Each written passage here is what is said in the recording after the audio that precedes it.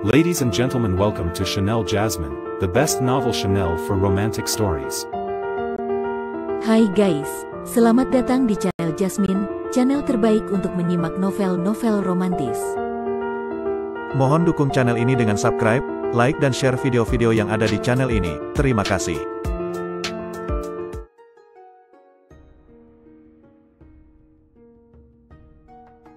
Perintah Kaisar Naga bab 5287, 5288. Kadang-kadang ia mengayunkan pedangnya dengan gerakan sederhana, tetapi pedang itu memiliki ribuan putaran dan belokan, dan dapat menembus tengkorak beberapa kerangka di saat yang bersamaan. Terkadang pula pedangnya tiba-tiba menjadi kuat dan ganas, seperti membelah gunung dan memecahkan puncak-puncaknya, memotong tengkorak menjadi beberapa bagian. Di bawah pengaruh aura membunuh dan pembunuhan, niat pedangnya menjadi lebih kental dan lebih mendominasi, dan ada tanda-tanda bahwa ia akan menembus penghalang niat pedang. Di luar penghalang, Mo Chen dan yang lainnya tercengang. Dia menyerap roh jahat untuk berkultivasi. Ling Xue menutup mulutnya karena terkejut. Bagaimana mungkin, roh jahat itu begitu kuat sehingga bisa menyebabkan obsesi jika seseorang tidak hati-hati. Kilatan pencerahan melintas di mata Mo Chen, dan dia bergumam, ya, niat pedangnya secara inheren membawa kekuatan naga, yang paling maskulin, dan paling kuat, yang cukup untuk menekan roh jahat.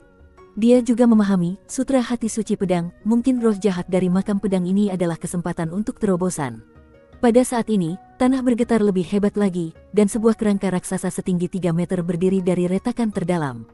Kerangka ini mengenakan baju sirah compang camping dan memegang pedang raksasa berkarat. Energi roh jahat di sekitarnya memadat menjadi substansi, dan jelas merupakan transformasi seorang kultivator yang memiliki tingkat kultivasi yang sangat tinggi di masa hidupnya. Ia meraung, dan pedang besar itu turun ke arah Dev dengan kekuatan 10.000 pon. Dev mendongak, cahaya dingin bersinar di matanya.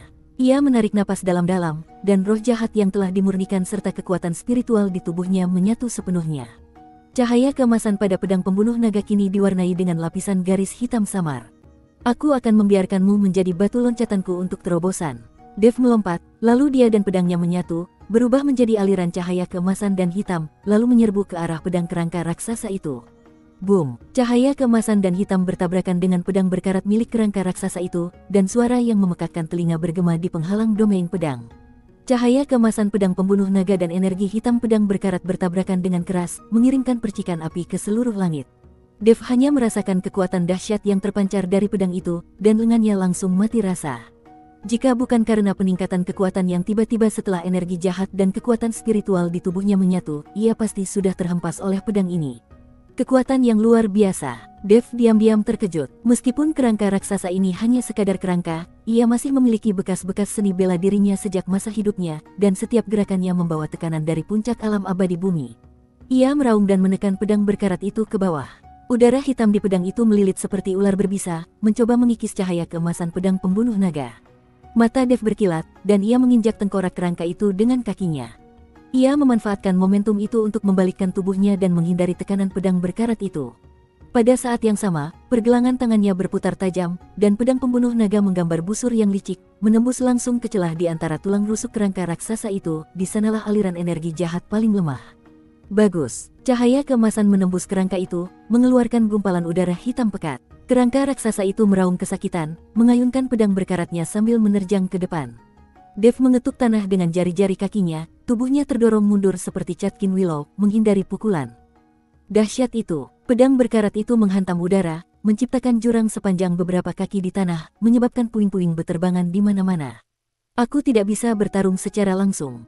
Dev langsung menilai situasi. Kerangka raksasa ini jauh lebih kuat daripada kerangka biasa, dan energi jahat di sekitarnya terkondensasi seperti baju besi, sehingga menyulitkan serangan biasa menjadi efektif. Tetapi ia juga menemukan bahwa pergerakan kerangka raksasa itu relatif lambat, dan setiap kali ia mengayunkan pedangnya, ia akan menarik roh jahat ke dalam tubuhnya, dan api hijau hantu di rongga matanya akan berkedip-kedip terang. Itulah kelemahan dalam pengoperasian kekuatannya. Pikiran Dev terpacu saat dia tidak lagi berhadapan langsung dengan kerangka raksasa itu. Sosoknya berkelebat bagai hantu yang bergerak menembus makam pedang. Ia menghindari kejaran pedang berkarat itu sambil mengayunkan pedangnya untuk membersihkan kerangka-kerangka biasa di sekitarnya. Cahaya keemasan pedang pembunuh naga terus berkedip, dan setiap kali jatuh, akan muncul serpihan tulang, dan roh-roh jahat yang tersebar tampaknya telah menemukan rumah dan menyerbu ke dalam tubuh Dev. Wush! Saat roh jahat terus dimurnikan, aura Dev menjadi semakin kuat. Penghalang tingkat 8 alam dispersi abadi bagaikan bendungan yang dihantam air pasang, retakannya makin banyak. Dia dapat merasakan bahwa kekuatan spiritual di dantiannya tengah mengalami perubahan kualitatif, dan ada tanda-tanda samar bahwa kekuatan itu telah mencapai tingkat ke-9 dari alam dispersi abadi. Ruaar, melihat tak berhasil mengenai Dev, kerangka raksasa itu menjadi semakin ganas. Ia menancapkan pedang berkaratnya ke tanah, membentuk segel dengan tangannya, dan energi pembunuh di sekitarnya tiba-tiba meluap. Sisa-sisa kerangka yang dihancurkan oleh Dev benar-benar mengembun kembali di udara hitam dan berubah menjadi puluhan prajurit kerangka yang memegang tombak tulang, menembak ke arah Dev. Tepat sekali, mata Dev berkilat. Alih-alih mundur, ia malah maju, mengerahkan gerakan Sutra Hati Suci Pedang hingga batasnya, dan menyelinap melalui celah-celah tombak tulang. Pada saat yang sama, pedang pembunuh naga diangkat di atas kepalanya, dan cahaya keemasan dan udara hitam di badan pedang saling terkait, mengembun menjadi cahaya pedang sepanjang sekitar 10 kaki. Pedang ini, dikombinasikan dengan pemahamannya tentang niat pedang makam pedang, juga mengandung kekuatan ganas setelah memurnikan roh jahat. Hancurkan! Cahaya pedang itu jatuh bagai kilat membelah kegelapan. Tombak tulang yang datang langsung hancur berkeping-keping, dan puluhan prajurit kerangka yang mengikutinya juga berubah menjadi abu oleh cahaya pedang. Yang lebih mengejutkan lagi, kekuatan pedang itu tidak berkurang saat menebas langsung ke arah kepala kerangka raksasa itu. Kerangka raksasa itu meraung dan mengangkat lengannya untuk menangkis. Tulang lengannya, yang diberi nutrisi oleh energi hitam, berubah menjadi hitam pekat dan menjadi sangat keras. Klaang! Cahaya pedang itu menghantam tulang lengan, menimbulkan suara berdentang. Kerangka raksasa itu terguncang berulang kali, beberapa retakan muncul di pelindung tulang lengannya, dan bayangan hantu di rongga matanya berdenyut hebat, jelas menderita luka serius. Dev menggunakan kekuatan hentakan serangan ini untuk berputar seperti gasing, dan pedang pembunuh naga di tangannya berubah menjadi pusaran emas.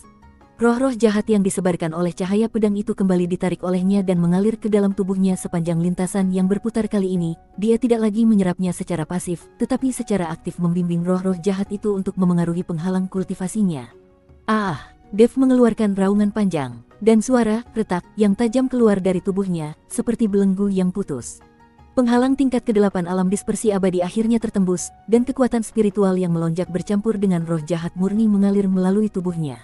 Tingkat kultivasinya secara mengejutkan telah mencapai tingkat ke-9 alam dispersi abadi. Akhirnya menerobos. Mata Dev tiba-tiba menjadi setajam pedang. Setelah terobosan, kendalinya atas niat pedang menjadi lebih hebat lagi. Dia dapat merasakan dengan jelas bahwa energi jahat dalam tubuh kerangka raksasa itu terganggu sesaat karena serangan sebelumnya. Jurus kebangkitan naga, kali ini, jurus kebangkitan naga tidak lagi hanya kekuatan seekor naga, tetapi dipenuhi aura pembunuh dan roh jahat yang kejam dari makam pedang. Cahaya keemasan di pedang pembunuh naga tiba-tiba melonjak, dan bayangan naga hitam terbentuk dari jalinan niat pedang dan energi pembunuh yang berputar ke atas, menyerbu ke arah kerangka raksasa dengan momentum yang dapat merobek langit dan bumi. Kerangka raksasa itu secara naluriah merasakan bahaya dan ingin mundur, tetapi mendapati bahwa ruang di sekitarnya tampaknya terkunci oleh wilayah pedang tak terlihat. Ia hanya bisa menyaksikan hantu naga hitam itu membuka mulut besarnya dan menggigit kepalanya. Wus, bayangan naga hitam menembus tengkorak kerangka raksasa dan melahap api hantu hijau tua yang menyala di dalamnya. Tanpa dukungan api hantu, gerakan kerangka raksasa itu tiba-tiba terhenti, lalu hancur berkeping-keping dengan suara, berderak, dan akhirnya berubah menjadi tumpukan tulang yang berserakan, yang tertiup angin dari makam pedang. Dengan hancurnya kerangka raksasa itu, kerangka-kerangka yang tersisa di sekitarnya jatuh ke tanah dan berubah menjadi bubuk tulang seperti boneka yang telah kehilangan kekuatannya. Roh jahat hitam yang ganas itu perlahan mereda dan tidak lagi menyerang secara aktif. Sebaliknya, ia perlahan-lahan berdiam di sekitar Dev seperti aliran air yang tenang, diserap dan dimurnikan sedikit demi sedikit.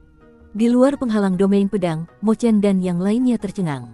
Mereka menyaksikan dengan mata kepala sendiri bagaimana Dev berhasil melewati situasi putus asa, dan bagaimana ia menggunakan kultivasi tingkat 9 di alam dispersi abadi untuk membunuh kerangka raksasa yang setara dengan puncak tingkat 7 alam abadi bumi. Ia juga memurnikan tubuhnya dengan roh jahat, mengubah bahaya makam pedang menjadi peluang besar. Anak ini, Humazi membuka mulutnya dan tidak bisa berkata apa-apa untuk waktu yang lama. Bersambung.